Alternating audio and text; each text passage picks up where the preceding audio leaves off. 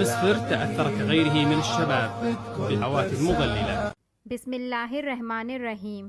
ناظرین کرام، یہ مناظر ہیں سزائے موت سے قبل ایک ماں کے اپنے بیٹے سے آخری بار ملنے کے، جسے قتل کے الزام میں سزائے موت دی گئی اور سعودیہ عرب کے قانون کے تحت اس کا سر قلم کرنے کا حکم دیا گیا. آخر کون ہے یہ شخص؟ اس کے لیے آپ ویڈیو کو پورا دیکھیں اور آپ سب سے گزارش ہے کہ کائنڈلی چینل کو سبسکرائب کر لیں.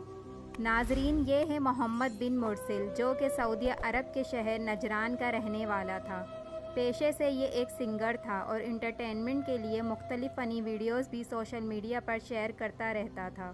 محمد بن مرسل کا کزن، جس کے ساتھ وہ اکثر ویڈیوز بنا کر سوشل میڈیا پر ڈالتا رہتا تھا. محمد بن مرسل اور ان دونوں کزن میں آپس میں بہت محبت تھی اور ان کے بیچ دوستی بھی بے مثال تھی. کسے پتا تھا کہ ایک وقت ایسا آئے گا جب یہ دونوں ایک دوسرے کی موت کی وجہ بن جائیں گے. آخر ایسا کیا ہوا کہ یہ دونوں دوست، جو کہ کزن بھی تھے، اور ایک دوسرے کی موت کی وجہ بن گئے؟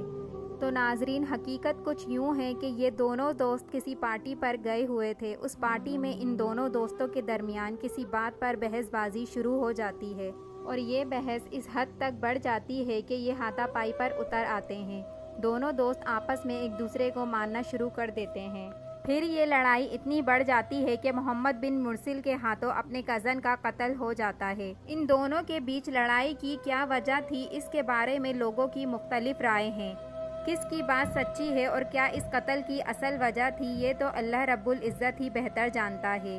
پر اس قتل کی وجہ سے پورا خاندان ہی اجڑ کر رہ گیا. محمد بن مرسل کو قتل کے الزام میں گرفتار کیا گیا. کئی مہینوں تک وہ قتل کے الزام میں قید رہا اور جب اسے عدالت میں پیش کیا گیا تو اس کے اوپر لگے الزام کے تحت قتل کے الزام میں اسے سزائے موت دی گئی. کیونکہ سعودیہ عرب کا قانون ہے کہ قتل کرنے والے کا سر قلم کیا جاتا ہے، تو محمد بن مرسل کا بھی سر قلم کرنے کا حکم دیا گیا. اسلام کے قانون کے تحت قتل کے بدلے مقتول کے ورثہ کو اختیار ہوتا ہے کہ یا تو دیت لے لیں اور مقتول کو معاف کر دیں یا پھر فی سبیل اللہ معاف کر دیں، کیونکہ معاف کرنا اللہ تبارک و تعالیٰ کو پسند ہے.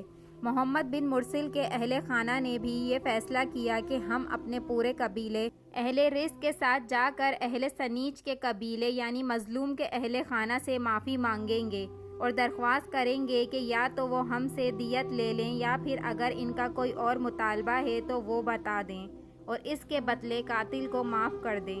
سعودیہ عرب کی تاریخ میں ایسی معافی کی درخواست جیسی اہل رزق کے بچے بڑوں بزرگوں نے کی، ایسی آج تک کسی نے نہ کی تھی.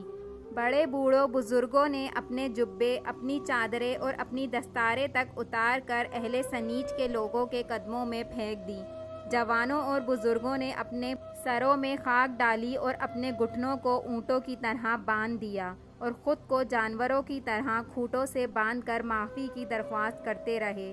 محمد بن مرسل کے ننھے سے بیٹے نے اس قدر معصومانہ انداز میں معافی کی درخواست کی کہ جسے سن کر وہاں موجود ہر شخص رونے لگا اور تمام اہل عرب کے لوگوں نے کہا کہ محمد بن مرسل کو معاف کر دیا جائے.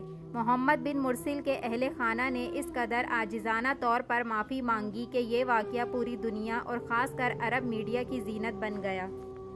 ہر شخص محمد بن مرسل کی معافی کی درخواست کر رہا تھا، لیکن یہ اختیار صرف مظلوم کے اہل خانہ کے پاس تھا جن کا بیٹا قتل ہوا تھا. وہ چاہیں تو معاف کر دیں اور چاہیں تو قصاص لے لیں، یعنی خون کے بدلے خون، کیونکہ اسلام یہی کہتا ہے. محمد بن مرسل کے اہل خانہ کی طرف سے کروڑوں ریال اور ہر قسم کی دیت دی گئی، مگر مظلوم کے اہل خانہ نے اسے ٹھکرا دیا اور کہا کہ ہمیں صرف اپنے بیٹے کے خون کا بدلہ چاہیے، یعنی قصاص. مظلوم کے اہل خانہ نے محمد بن مرسل کو معافی نہ دی اور قصاص لینے کا حکم دیا اور پھر عدالت نے 20 ستمبر 2023 کو محمد بن مرسل کو سزائے موت دے کر اس کا سر قلم کر دیا. یہ عرب دنیا کا واحد قاتل تھا جس کی مغفرت کی دعا پورے اہل عرب نے کری. یہ وہ واحد قاتل تھا جس کی رہائی کے لیے اس کے ماں باپ، بہن بھائی، بچوں کے ساتھ ساتھ پورا عرب رو پڑا. موت سے قبل محمد بن مرسل کو اپنی ماں سے ملایا گیا اور یہ وہ مناظر تھے جنہوں نے ہر آنکھ کو اشک بار کر دیا. ایک ماں کے اپنے بیٹے سے آخری لمحات میں ملنے کے مناظر. جسے پتہ تھا کہ اگلے 20 منٹ بعد اس کا بیٹا اس دنیا میں نہ رہے گا۔ ناظرین، یہ واقعہ اس بات کی دلیل ہے کہ قانون سب کے لیے برابر ہے۔ نبی کریم کا ایک خوبصورت واقعہ ہے کہ بنو مخزوم کی ایک عورت چوری کرتی ہوئی پکڑی جاتی ہے۔ اس پر پوری چوری بھی ثابت ہو جاتی ہے۔ اللہ کے رسول اس عورت کے ہاتھ کاٹنے کا حکم دیتے ہیں، کیونکہ وہ عورت ایک بہت بڑے قبیلے سے تعلق رکھتی تھی، تو اس قبیلے کے لوگوں نے درخواست کی کہ سزا میں کچھ رعایت ہو جائے یا معافی مل جائے، لیکن کسی کی ہمت نہ تھی کہ نبی کریم صلی اللہ علیہ وآلہ وسلم سے یہ بات کہے۔ تو حضرت اسامہ رضی اللہ تعالیٰ عنہ نے ڈرتے ڈرتے اللہ کے رسول صلی اللہ علیہ وآلہ وسلم سے بات کی، تو آپ صلی اللہ علیہ وآلہ وسلم بہت غضبناک ہو گئے اور کہا، کیا تم لوگ بھی پچھلی قوموں کی طرح برباد ہونا چاہتے ہو، جو بڑے قبیلے والوں کے حق میں فیصلہ سناتی تھی اور چھوٹے قبیلے والوں کو سزا؟ اللہ کی قسم جس کے قبضے میں میری جان ہے، اگر اس کی جگہ میری اپنی بیٹی فاطمہ بھی ہوتی تو میں اس کے بھی ہاتھ کاٹنے کا حکم سناتا۔ سبحان اللہ۔ ویڈیو اچھی لگی ہو تو لائک کریے گا اور سبسکرائب کے بٹن کو دبانا نہ بھولیے گا۔